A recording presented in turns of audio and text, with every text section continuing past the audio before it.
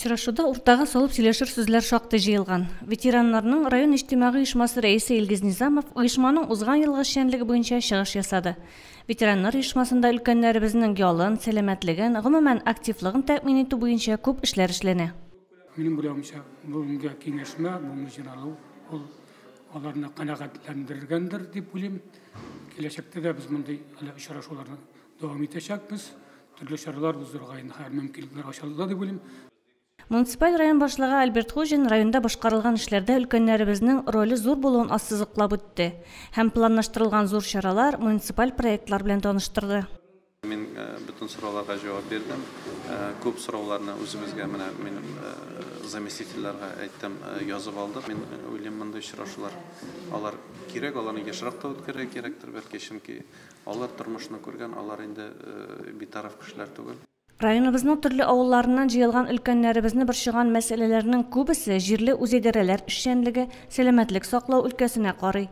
Сораулар гына биреп калмыйча, тәкъдимнәр белән дә чыкты алар.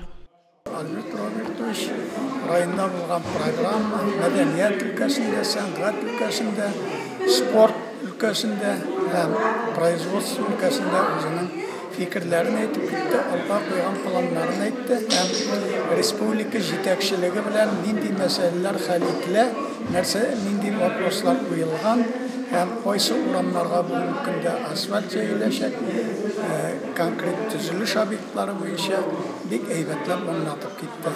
Мондый очрашулар, конечно, безнең инде еш булып тора.